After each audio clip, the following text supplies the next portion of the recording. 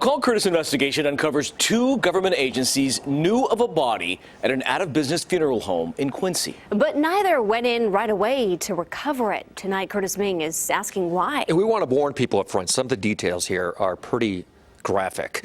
We've uncovered the Plumas County coroner knew about this body for 8 days before going in and recovering it. The State Funeral Bureau knew for about 3 weeks. And tonight we lay out a clear timeline. How do these agencies explain their slow response? Nobody knew what happened to Philip Henry's body after his open casket funeral in August of 2018.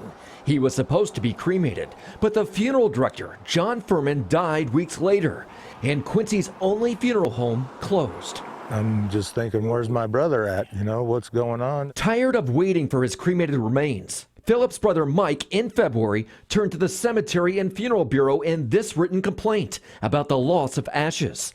The state opened a desk investigation, but closed the case in March without ever going to the funeral home, saying it could not prove what happened to the remains. Mike remembers that call. He said, oh, yeah, I forgot to call you. We've dropped the case because there's no records.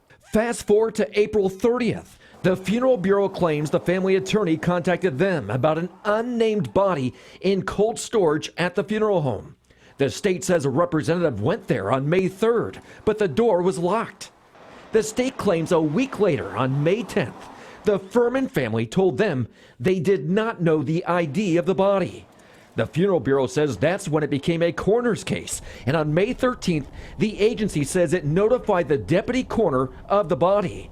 Plumas County's deputy coroner denies ever getting that call. Although May 13th is the same day the deputy coroner admits Fehrman's son contacted him about that body. So why didn't he go over right away to recover it? The deputy coroner tells us this did not fit the definition of what the sheriff's office would investigate as a coroner's case.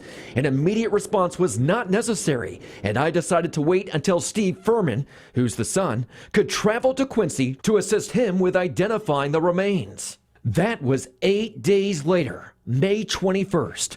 The deputy coroner, writing in his report, I was overwhelmed by the smell of a decomposing body. They smelt him. The refrigeration had gone out, and they smelt the body.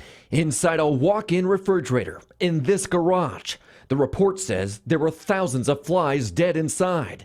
The temperature gauge on the door of the refrigerator read 65 degrees. Each agency says that is the first day they knew Philip Henry's body was not in cold storage.